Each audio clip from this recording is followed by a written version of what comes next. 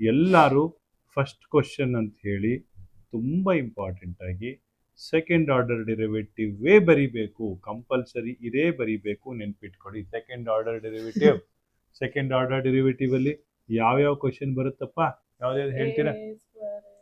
y is equal to 3 sin log x plus 4 cos log x, prove that x square y2, ಆಮೇಲೆ y is equal to tan inverse of x whole square. ಆಯ್ತಾ? ಅದು first question ಇರ್ಲಿ ಬಿಡು ಮಗಳೇ, ಅದನ್ನ ಎಲ್ಲರೂ ಮಾಡ್ತೀರಿ. ಎರಡನೇ ಕ್ವಶನ್ ಯಾವ್ದು ಮಾಡ್ತೀರಿ ಹೇಳಿ? AOI, application of integral. ಅದರಲ್ಲಿ ಎಷ್ಟು ಕ್ವಶನ್ ಇದೆ? ಇರದೇ 2 ಕ್ವಶನ್ನು, ಒಂದು ಸರ್ಕಲ್ಲು, ಇನ್ನೊಂದು ಎಲಿಪ್ಸ್. ಎರಡರೊಂದು ಕೇಳಲೇಬೇಕು. ಸರ್ಕಲ್ ಕೇಳ್ತಾರೆ, ಎಲಿಪ್ಸ್ ಕೇಳ್ತಾರೆ, ರೈಟ್. ಅದು ಬಿಟ್ಟರೆ ಬೇರೆ ಯಾವುದು ಕೇಳೋದಕ್ಕೆ ಸಾಧ್ಯನೇ ಇಲ್ಲ. ಮೂರನೇ ಕ್ವಶನ್ ಯಾವ್ದು ಬರೀತೀರಿ? ರೈಟ್, ಯಾವುದು? Relations and functions. ಅದು ಬಿಟ್ಟರೆ ಯಾವ್ದಿದೆ ನೋಡಿ, ಇದನ್ನ ಟ್ರೈ ಮಾಡಿ. Integration dx divided by square root of a square plus x square, ಅಥವಾ ಏನು ಬರುತ್ತೆ? dx divided by square root of x square minus a square. ಇದು ಎರಡರಲ್ಲಿ ಒಂದೇ ಕೇಳಬೇಕು. ರೂಲ್ಸ್ ದಾಟಿ ಬಂದರೆ root of a square plus x square ಕೇಳ್ಬೋದು, root of x square minus a square ಕೇಳ್ಬೋದು. ಈ 4 ಕ್ವಶನಲ್ಲಿ ಒಂದು ಕ್ವಶನ್ ಅಂತೂ ಗ್ಯಾರಂಟಿ ಬಂದೇ ಬರುತ್ತೆ. 3 ಆಯ್ತಾ? ಅರ್ಥ ಆಯ್ತಾ? ರೈಟ್. ಸೊ 4ನೇದು ಯಾವುದು? 4ನೇದು ಯಾವುದು? y is equal to 4x plus 3. ಹೌದಾ? ಈ ಕ್ವಶನ್ನೇ ಕೇಳಬೇಕು, ಖಂಡಿತ ಕೇಳ್ತಾರೆ. ಇದನ್ನ ಬರ್ಕೊಳ್ಳಿ, ಇರೋದೇ ಇಷ್ಟು. ರಿಲೇಷನ್ಸ್ ಅಂಡ್ ಫಂಕ್ಷನ್ಸ್ ಯಾವ್ದ್ಯಾವ್ದನ್ನ ಡ್ರಾಪ್ ಮಾಡ್ತಾ ಇದ್ದೀವಿ? ಡಿಟರ್ಮಿನೆಂಟ್ಸ್ ಇಲ್ಲ, ಮ್ಯಾಟ್ರಿಸಿಸ್ ಇಲ್ಲ, ಆಮೇಲೆ LPP ಅಲ್ಲ. 7 ಕ್ವಶನ್ ಅಲ್ವಪ್ಪ ನಿಮ್ಗೆ? 7 ಕೇಳೋದಿದ್ರಲ್ಲಿ ಯಾವ್ದು? ಇನ್ನೊಂದು ಡಿಫರೆನ್ಷಿಯಲ್ ಈಕ್ವೇಶನ್ ಅಂತೂ ಖಂಡಿತ ಬಿಡಬೇಡಿ. ಯಾಕೆ ಅಂತ ಹೇಳಿದ್ರೆ ಡಿಫರೆನ್ಷಿಯಲ್ ಈಕ್ವೇಶನ್ ತುಂಬಾ ಇಂಪಾರ್ಟೆಂಟ್. ಡಿಫರೆನ್ಷಿಯಲ್ ಈಕ್ವೇಶನ್ ಇದೆಯಲ್ಲ, that is very very very important. At any cost differential equation ಬಿಡಬೇಡಿ. ಅರ್ಥ ಆಗ್ತಾ ಇದೆಯಾ? ಡಿಫರೆನ್ಷಿಯಲ್ ಈಕ್ವೇಶನ್ ಅನ್ನ ಖಂಡಿತ ಇಟ್ಕೊಳ್ಳಿ. ಇರೋದೇ 6 ಕ್ವಶನ್ನು, ರೈಟ್. ಇದನ್ನ 3ನೇ ಕ್ವಶನ್ ಅಂತ ಮಾಡ್ಕೊಳ್ಳಿ. ಆವಾಗ ನಿಮಗೆ ನೀಟಾಗಿ 5 ಕ್ವಶನ್ ಆದಂಗೆ ಆಗುತ್ತೆ. 5ರಲ್ಲಿ ನಿಮ್ಮ ಎಮರ್ಜೆನ್ಸಿಗೆ ಅಂತ ನೀವು ಯಾವ ಕ್ವಶನ್ ಇಟ್ಕೊಂಡಿದ್ದೀರಿ? ಒಂದು ಮ್ಯಾಟ್ರಿಸಿಸ್, ಒಂದು ಡಿಟರ್ಮಿನೆಂಟ್. ಮುಗಿತಾ? ಫಸ್ಟ್ 20 ಮಾರ್ಕ್ಸ್ ಇಲ್ಲಿ ಬಂತಾ? ಇದಾದ ನಂತರ ನೆಕ್ಸ್ಟು ಏನಪ್ಪ ಅಂತ ಹೇಳಿದ್ರೆ, ನೆಕ್ಸ್ಟು 6 ಮಾರ್ಕ್. 6 ಮಾರ್ಕಲ್ಲಿ ಯಾವ್ದು ಬರುತ್ತೆ? ದಯವಿಟ್ಟು ತಿಳ್ಕೊಳ್ಳಿ, ಪೆದ್ದು ಗುಂಡೆಗಳ ಥರ LPP ಎಲ್ಲ ಮಾಡಬೇಡಿ. ಕೇಳಿಸ್ಕೊಳ್ಳಿ, P3 P4 ಎರಡರಲ್ಲೊಂದು ಬಂದೇ ಬರುತ್ತೆ. P4 ಬರೆಯೋದಕ್ಕೆ ನಿಮಗೆ ಬೇಕಾಗದೆ 1 ನಿಮಿಷ. ಇರೋದೇ ಒಂದೇ ಒಂದು ಪ್ರಾಪರ್ಟಿ, P4 ಕಲ್ತ್ಕೊಂಡು ಹೋಗಿ ಅದ್ರ ಮೇಲೆ ಪ್ರಾಬ್ಲಮ್ ಬರುತ್ತೆ. LPPಗೆ ಇದು P3 P4 ಇಲ್ಲ, ಹಂಗೆ ಕೊಡಂಗಿಲ್ಲ. ಹಂಗೆ LPP ಇಲ್ಲ ಇಲ್ಲ ಇಲ್ಲ LPPಗ ಆಮೇಲೆ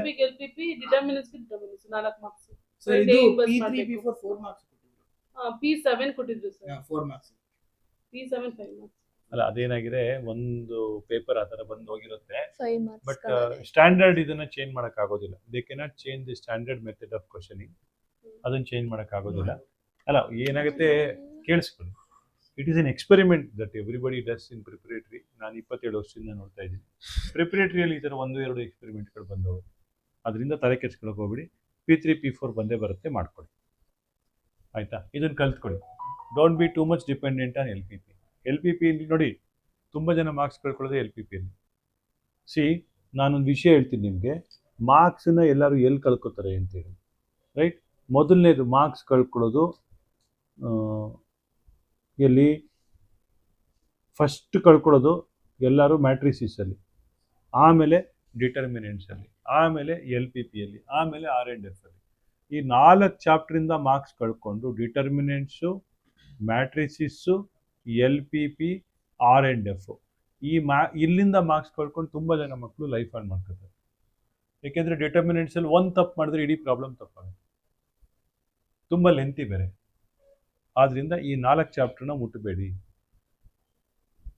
ಯಾವಾಗಲೂ ನೀವು ಇದರಲ್ಲೇ ಟ್ರೈ ಮಾಡಿ. ಯಾವುದು ನಿಮಗೆ ಕ್ಯಾಲ್ಕುಲಸ್ ಪಾರ್ಟು, ಅದರ್ ಆಲ್ಜಿಬ್ರಾ ಪಾರ್ಟಲ್ಲೇ ಟ್ರೈ ಮಾಡಿ. Then comes 3 marks. 3 ಮಾರ್ಕ್ಸಲ್ಲಿ ಯಾವ್ದು ಫಸ್ಟ್ ಶುರು ಮಾಡಬೇಕಪ್ಪ?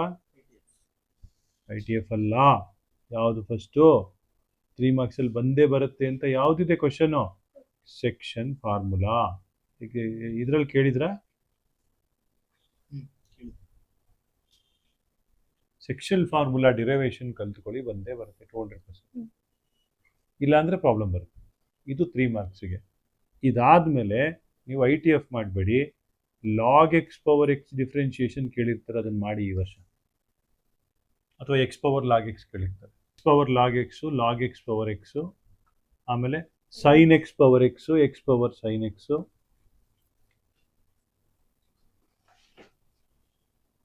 ಅರ್ಥ ಆಯ್ತಾ? ಈ ಥರದ್ದನ್ನು ನೀವು ನೆಕ್ಸ್ಟ್ ಮಾಡಬೇಕಾಗುತ್ತೆ. ಅದು ಸೆಕೆಂಡ್ ಕ್ವಶನ್. 3ನೇ ಕ್ವಶನ್ನು ನೀವು ಪ್ಯಾರಾಮೆಟ್ರಿಕ್ ಫಾರ್ಮನ್ನು ಮಾಡಿ, ಗ್ಯಾರಂಟಿ ಬಂದಿರುತ್ತೆ. 3 ಕ್ವಶನ್ ಆಯಿತು.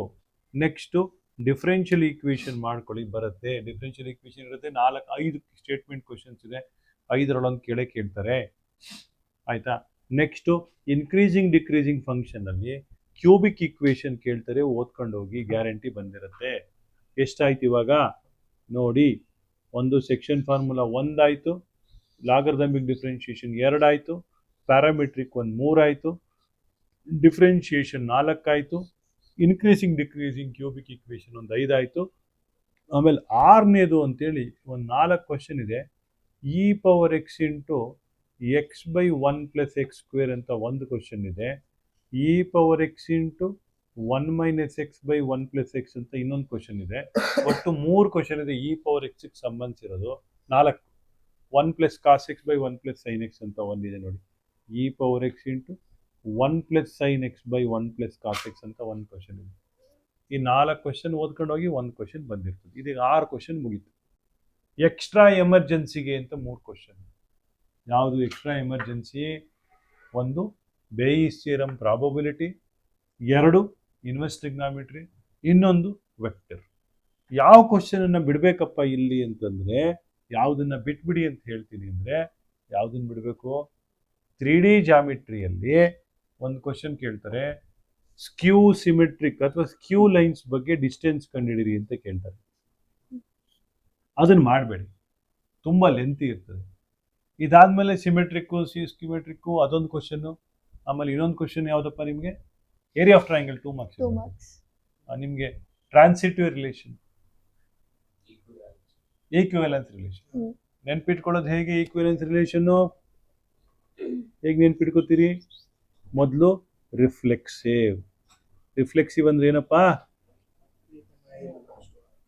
ಆಮೇಲೆ ಸಿಮೆಟ್ರಿಕ್, ಆಮೇಲೆ ಟ್ರಾನ್ಸಿಟಿವ್.